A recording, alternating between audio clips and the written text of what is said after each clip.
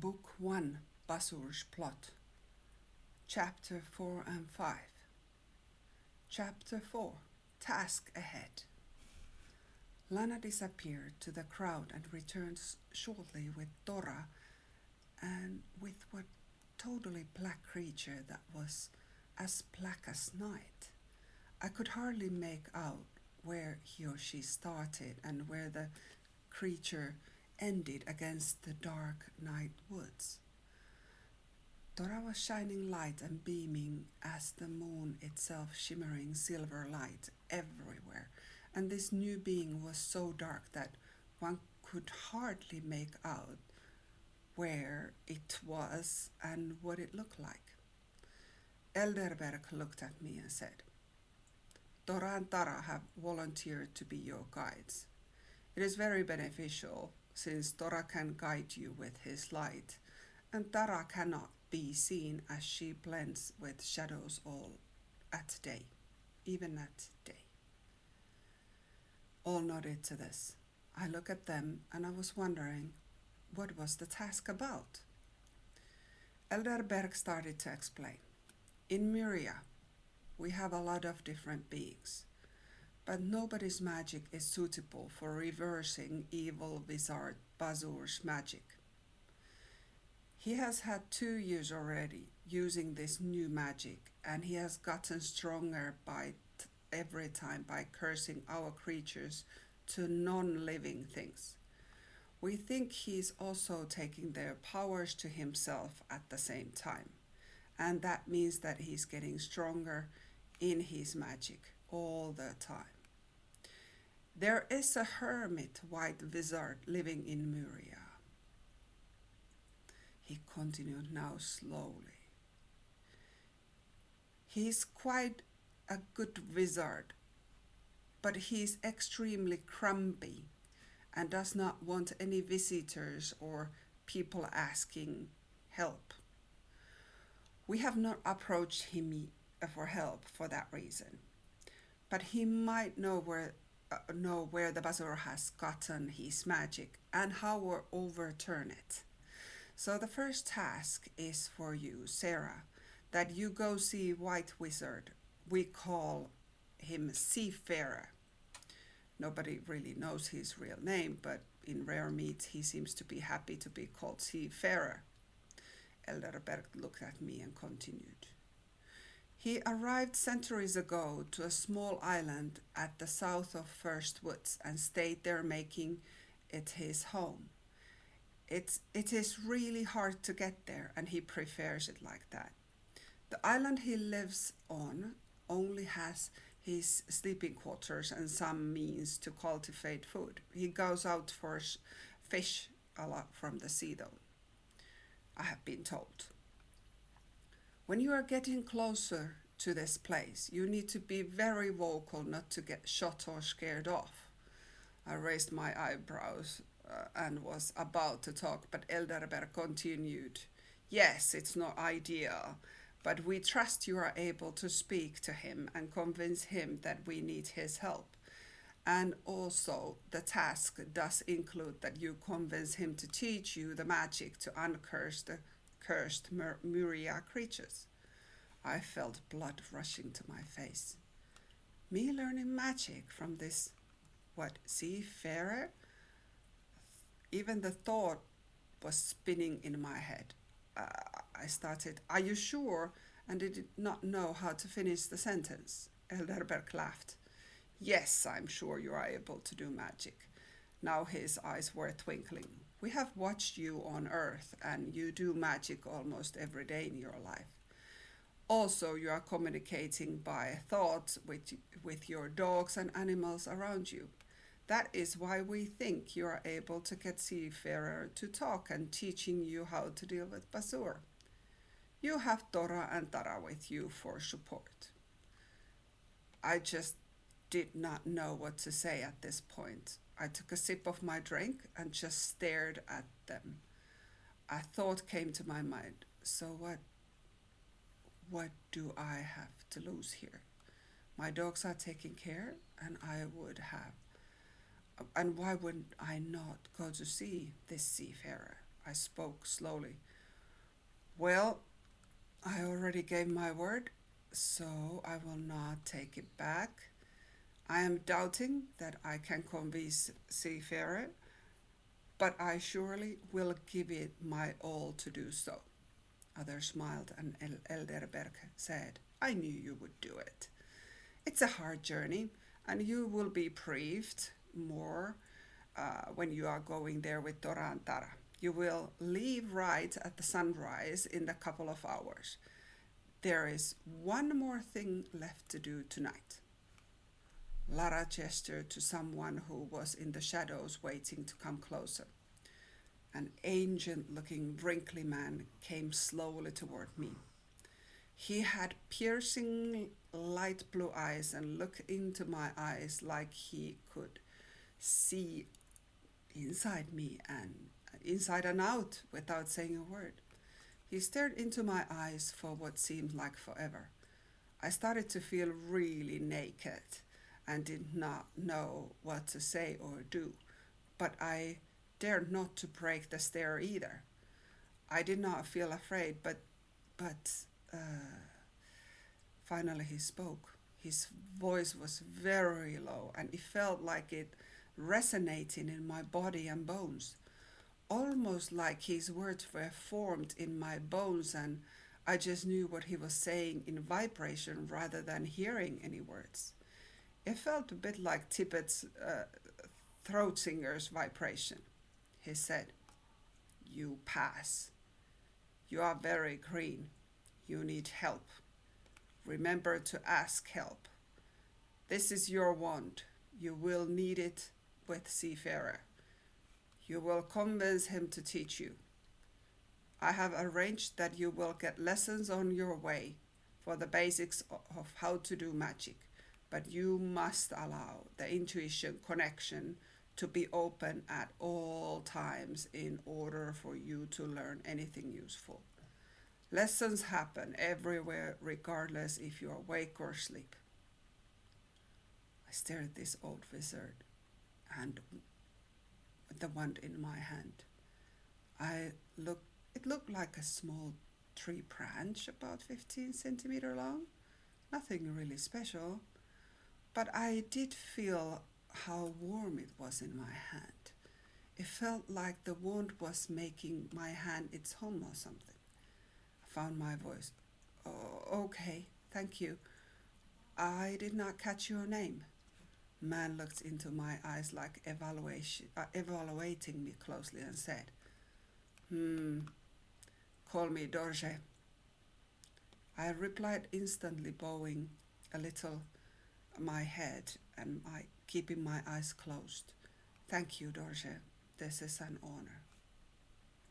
I saw from the corner of my eyes Elderberg nodding in approval, and I thought, thank you, intuition, helping me through the situation. Dorje looked at me. In the next second, he was gone.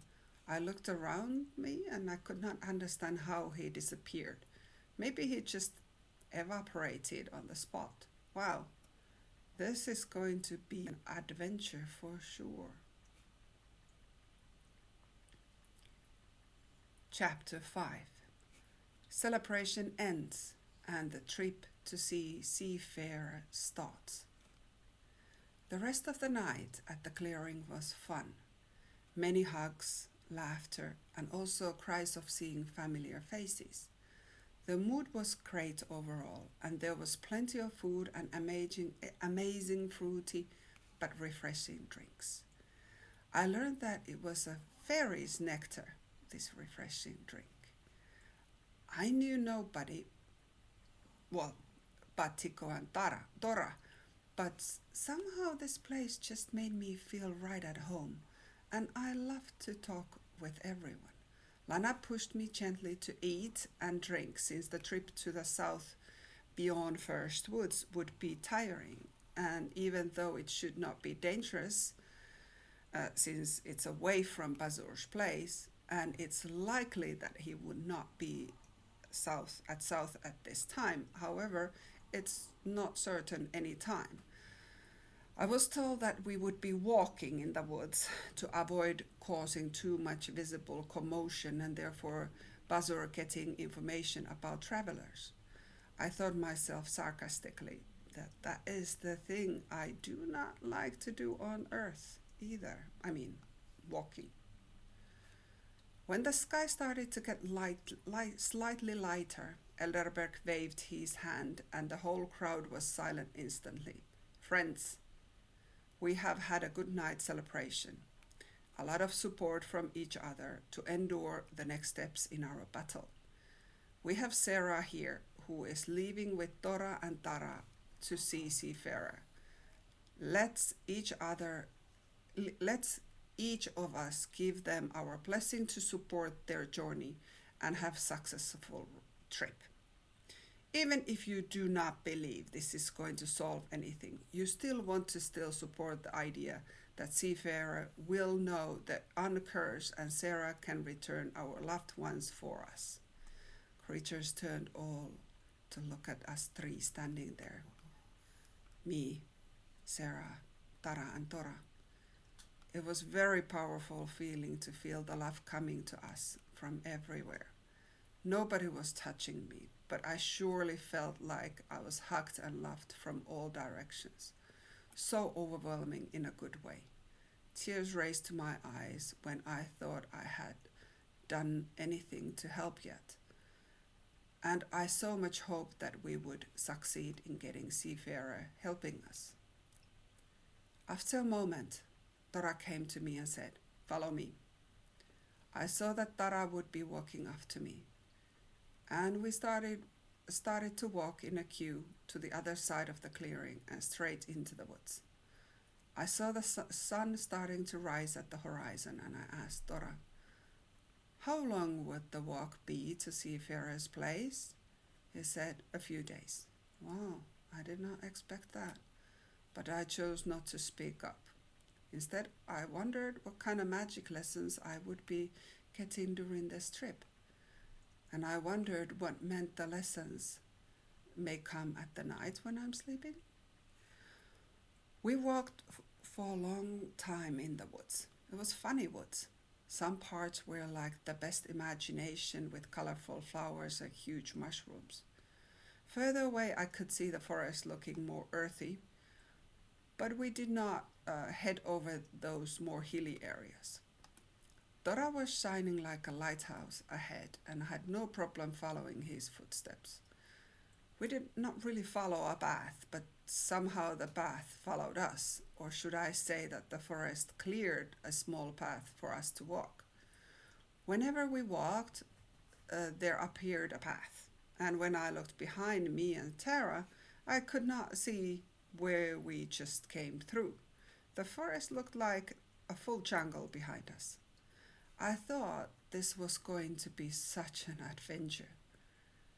Tora and Tara must know some magic since this is happening, or maybe it's Myria doing this.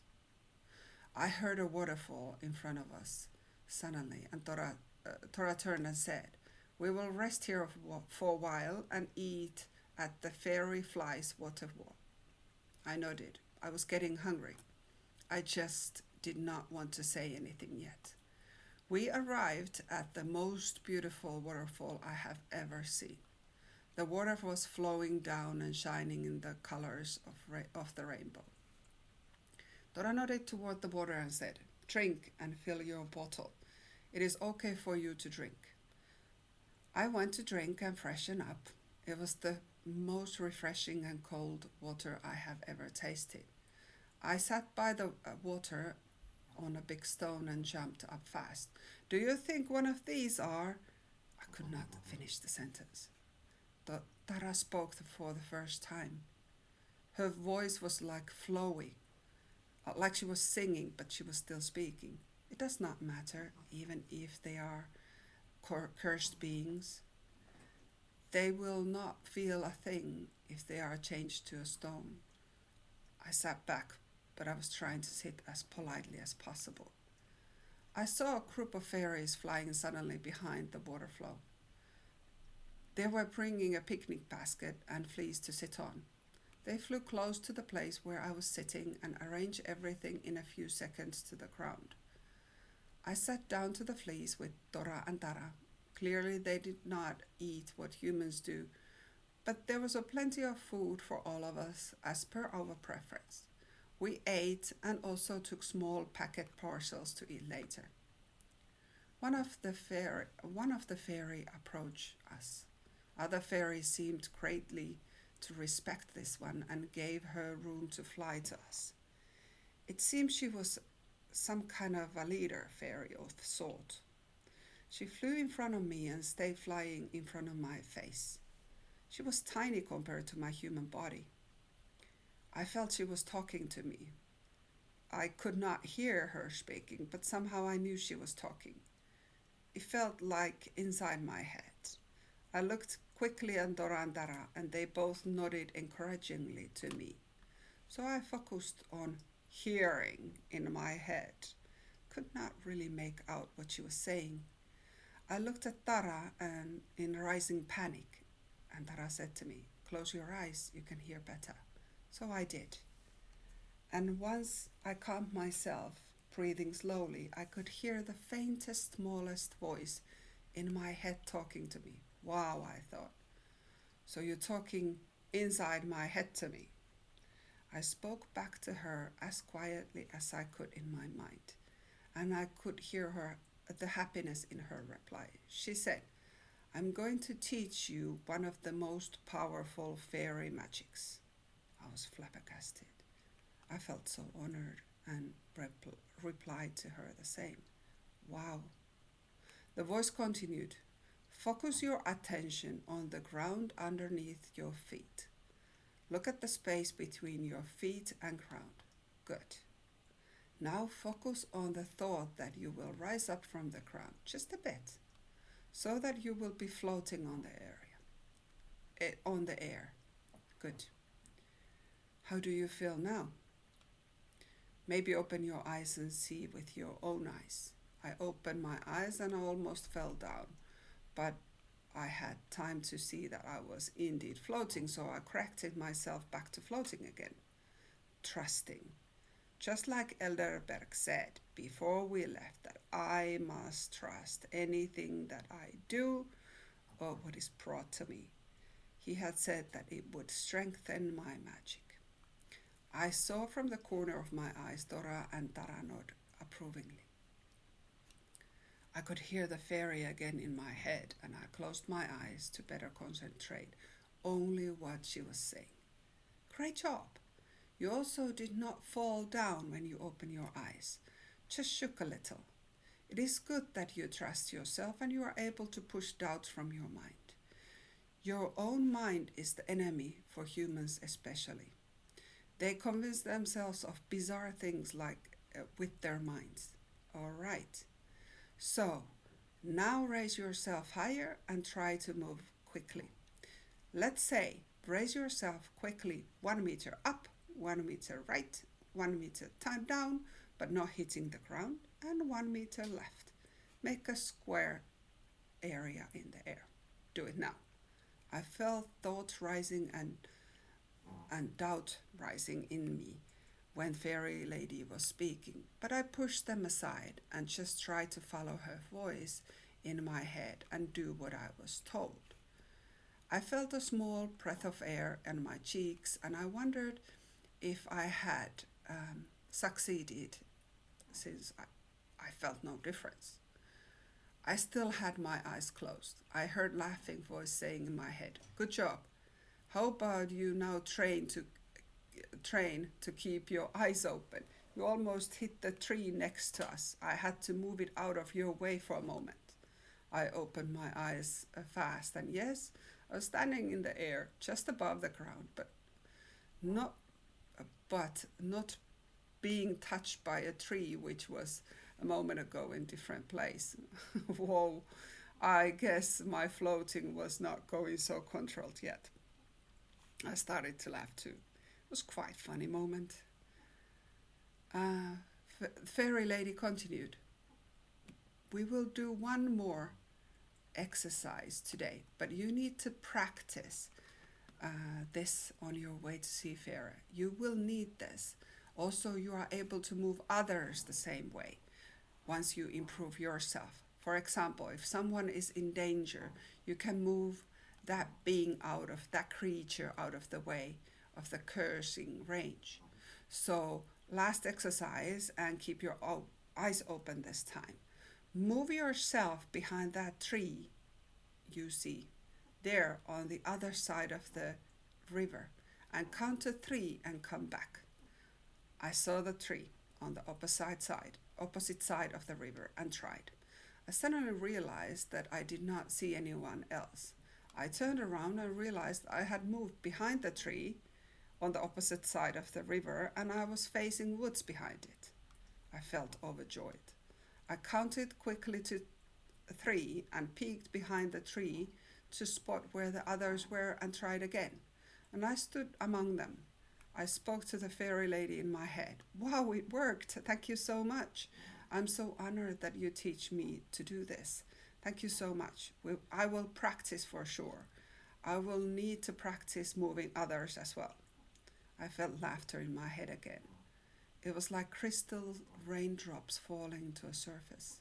It sounded so beautiful. The fairy lady said, "Good luck." She disappeared on the spot before I could say anything more.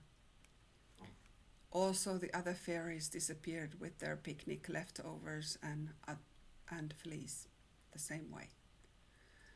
Tora and Tara got up with the packed food for later, and Tora said, "It's time to go. Please follow me."